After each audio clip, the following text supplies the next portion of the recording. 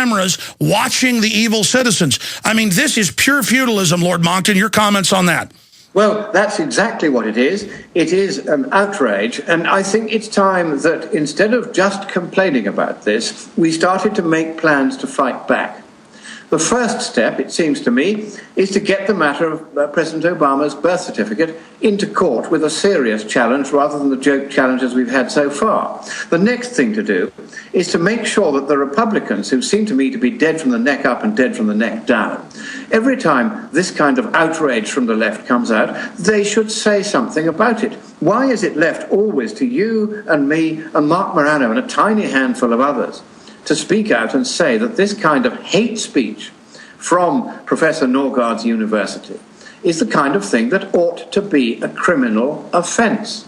If they try to make hate speech as they define it from us a criminal offence, then it's time that they should endure the same thing. If they go around accusing people like you and me, Alex, of being mentally defective because we dare to question the notions of global warming that they present, then they should go to jail for that, because that is an unreasonable restriction on our right to our reputation. And we have in England a law called criminal libel. You do that to me in England, I'll have you in court for it, for criminal libel, and you can go to jail for a long time for doing it. Now, in the United States, you have no such law. And I think that free speech, which is guaranteed in your Constitution, can only work if universities like that of Oregon are told that if you use hate speech of that kind, you can be fined millions of dollars, and the people at the university responsible for it can go to jail for a very, very long time. Let us start using against the left precisely the weapons they're trying to use against us and see how they like it.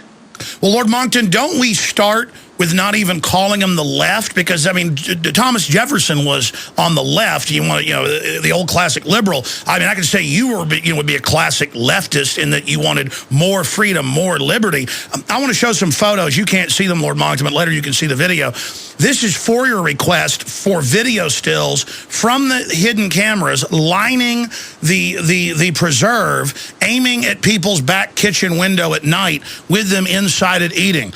So this is what, with our tax money, they take tens of thousands of acres, don't want you on it because they want you to forget it's theirs so they can sell it later to their friends. I mean, it is just so blasphemous what they do. And the reason why they want to keep you off it is that there is a very ancient right which goes back to Roman law and came to your law through English law. It's known as usufruct, or right of use, and that if the public passes freely over what would otherwise be private land without any restriction or fence or anyone saying you mustn't do it for 10 or 12 years, it conveys.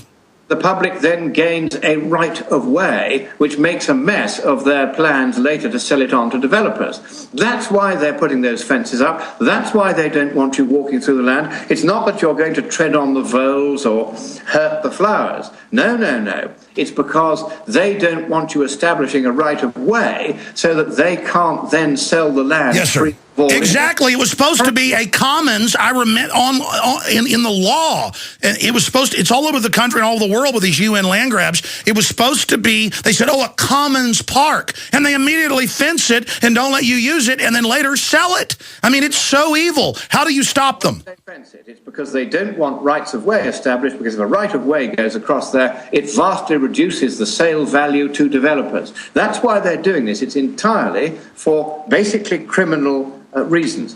And the trouble is now that because the state has become so wealthy and the individual so comparatively poor through having to pay excessive taxation and comply with excessive regulation, fewer and fewer individuals have the kind of wealth that is needed to take these people to the courts and get justice.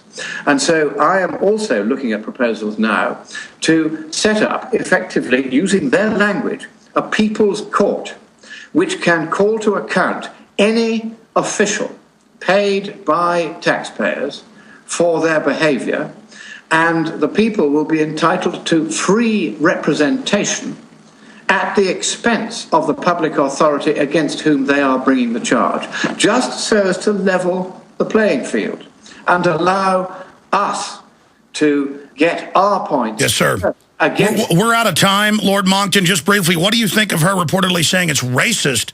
I mean, the UN Agenda 21, that's pure racism.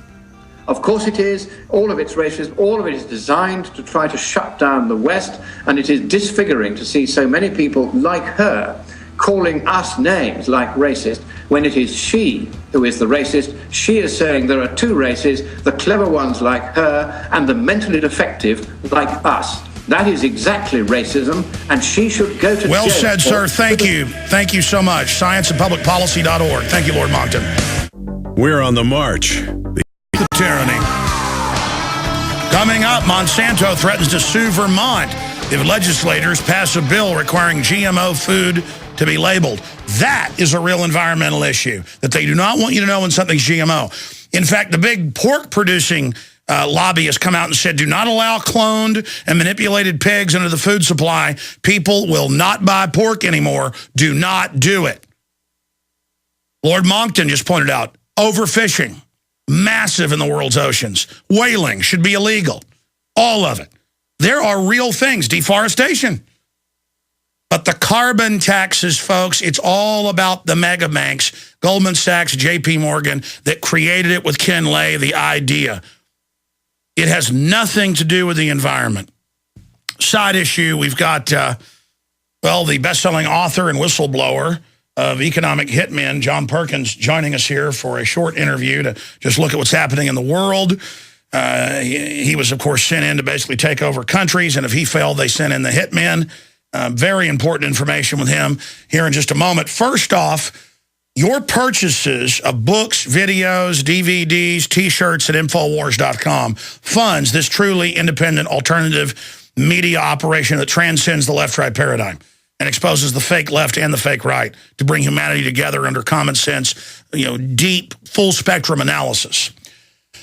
And I only promote what I believe is the best, like the great longevity products that are discounted at InfoWarsTeam.com, the Tangy Tangerine, you name it. But also, I'm a big fan of gravity-fed filters because reverse osmosis takes all the minerals out. I use it for cooking and things, but it's still important to get some water that has the minerals in it. And gravity-fed filters are the way to go. They reduce all the major toxins. They don't cut everything out, but they, depending on the test, 99.99 of most of them. Fluoride's almost impossible to get out, but they have a special filter you add that reduces it almost down to nothing. All the specs are at Infowars.com. I've done the research. ProPure is the best gravity-fed filter. Bigger filters, works faster, more accessories, better pricing than all the leading competitors. We have the specs on the site compared to leading competitors, not even a comparison. In fact, if you scroll down or click on one of them, it shows the specs. I mean, just amazing. Check it out for yourself. And we've got a discount for Infowars.com readers and radio listeners at Infowars.com on the shopping cart for the ProPure line of products. I have a video I shot demonstrating it. This is just the cutting edge of it, the best product. It's been out there a few years, but it just blows everything away. Look at the specs down on the bottom of the page there, compared to the leading competitors. Element size, bigger, silver impregnated, leading competitor, no. Red dye test completed on both major works. Life expectancy, the same with leading competitor. Arsenic reduction, it just goes on. Filtering required. Priming, no, you don't need that with the... point is, it's all right there, kind of babbling through it. Again, just go check it out right there and find out for yourself at Infowars.com, and you enter the product code WATER at checkout and get 10% off on the ProPure water filter systems right there.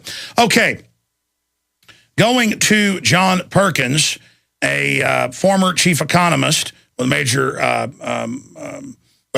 he's advised the former chief economist of the World Bank. He's worked at the highest levels. I'm not going to try to go over his whole bio. Most of you know who he is. He's written Confessions of an Economic Hitman. He's also written The Secret History of the American Empire and Hoodwinked, Blueprint for a New Form of Global Economics.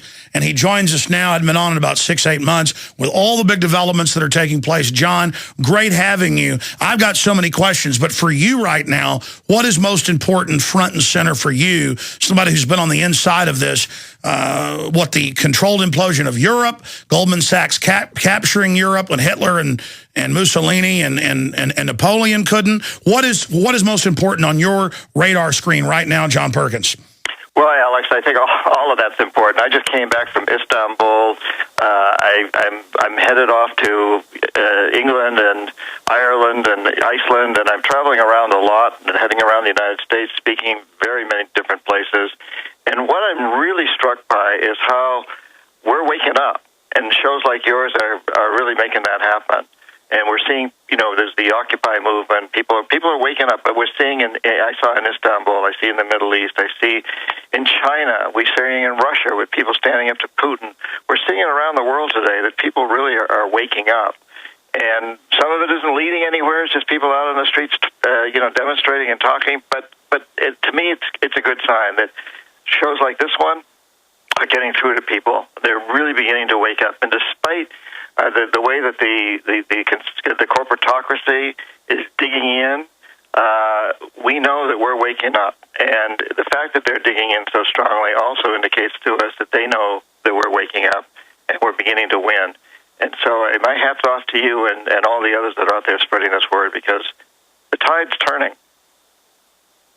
Well, I agree with you. And again, they tried to co-opt and take over the Occupy movement that was speaking out against corruption in Wall Street as being the heart of the problem, not just here but worldwide. That's where the much of the main system of the monster resides, not just its tentacles. But when they couldn't co-opt it and just turn it into a call for higher taxes, the Obama administration had simultaneous raids in 30-plus cities, arrest the people.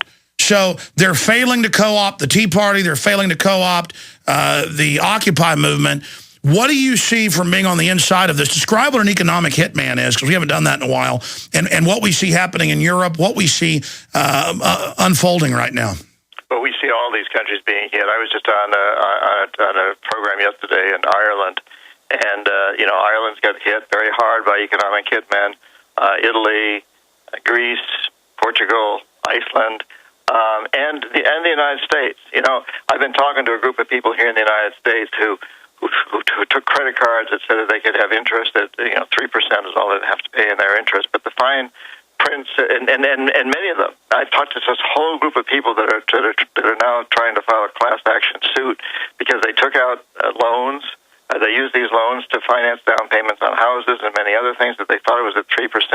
The very, very fine print, and even lawyers didn't see this, said that you could set it up so that your payments would be paid every 30 days or every 35 days, let's say, and automatically, and therefore you'd never have to pay more than 3%. If you didn't set it up that way, if you didn't pay within those 35 days, your interest payments would go up to 30%. What people didn't read, what they didn't see in this extremely fine print, was that the banks had the right to go from 35 days to 30 days arbitrarily. And so all these people suddenly found that they hadn't made their payment on time because the time frame had changed from 35 to 30 days. And so suddenly they're being hit by 30% interest rates on these loans. There's nothing they can do about it. These big banks doing this.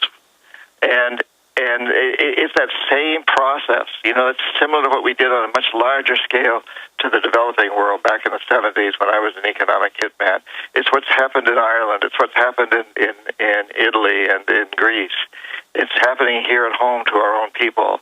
And but the point is, people are beginning to see through the veneer.